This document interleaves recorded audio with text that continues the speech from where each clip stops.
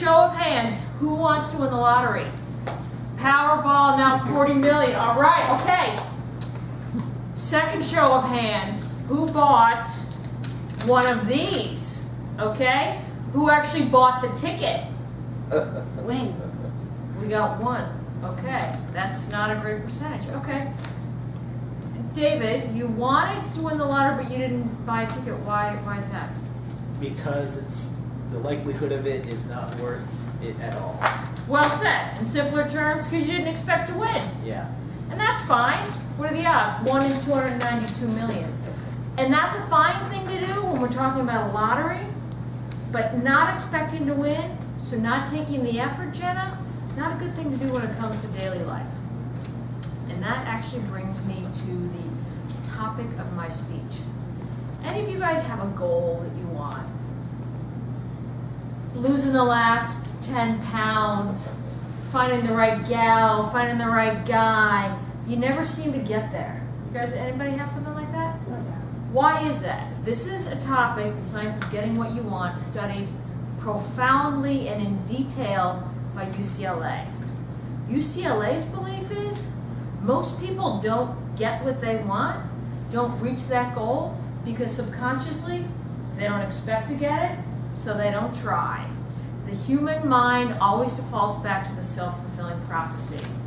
History equals future, history equals future. Science of that, it's not true. So in the next few minutes, I'm going to give you a simple 3-step formula, how, it's a quick way I like to think to remember it, who, HWW, to override the human impulse to fall back on self-fulfilling prophecy and actually get what you want. But before, as always, a little story about myself. So, I've always been a busy professional woman, and I want a partner. I really wanted a partner. So I did a super fun thing, right? Dated online. Who's ever dated online? It's great, right? No, it's awful. It is awful. I met so many men who had no wallets with them,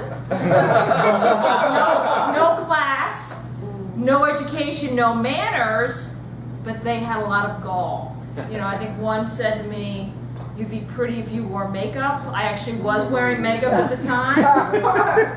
"You look much older in person." Is that a current photo? Yes, it was a current photo. Thank you. Pretty sure his wasn't. My favorite was I was on a very awkward coffee date with the morbidly obese 5'2" gentleman who looked at me and said, "Hey, baby girl, you want this, don't you?"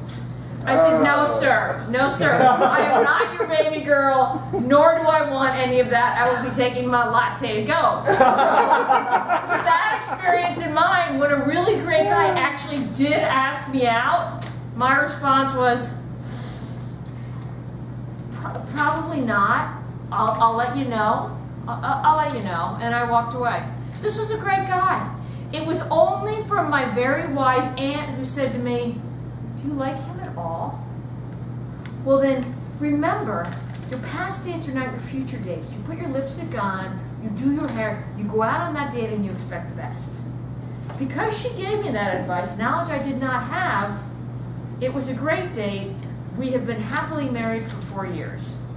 Happily married. Had I not followed that advice, had I not used new expectations, not my history, my whole life could have been different. So, you might be wondering, wow, that was a self-changing way to improve the whole quality of our life simply by changing our expectations. How do I do that? How do you do that? Well, we have a little more interaction. Close your eyes for a moment. Think of a goal. Think of something coming up. It could be a presentation, it could be a family event, it could be a first date. Think to yourself, how do you feel about it? If you feel good, great. I generally don't. If you feel anxiety, if you feel fear, if you feel dread, that's question number 1. How do you feel about it? Here's question number 2. What would you like to happen? Picture the event happening in a good way. Do you nail the presentation? Do you get a second date? Do you fall in love? Do you whatever? What would that great experience look like? That's question number 2. What would it look like differently? Third, what do you have to do to make that happen? Now, this doesn't have to be a Deloitte & Touche 14-page diagram. It's simply, what are those positive steps you could take? Because every positive step you take takes you one step closer to a happier outcome and a much happier expectation and attitude. And so, of course, I'm looking at, your eyes are open. Some people have like half eyes open, and I'm getting a lot of like the look. And that to me says, Judy, you've had a busy day. That look to me says, I don't think this is going to work for me. That's just what I'm reading. I could be wrong. I saw it in John too. And you know what? That's what a lot of people said. UCLA did a 5-year study of 2,000 people.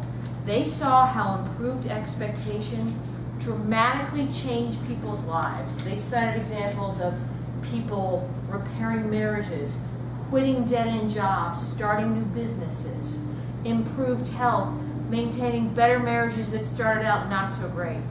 So I'd like to remind you all that your past is not your future. Your expectations are the greatest indication of your future. So if you want a new and improved anything, if you want a partner, if you want a job, if you want something like that, predict in a positive manner. It is up to you. But when you take control and you began to take action based upon what you truly want, you step out of your past and you take the chance of actually earning the life that you were meant to live. Mr. Toastmaster?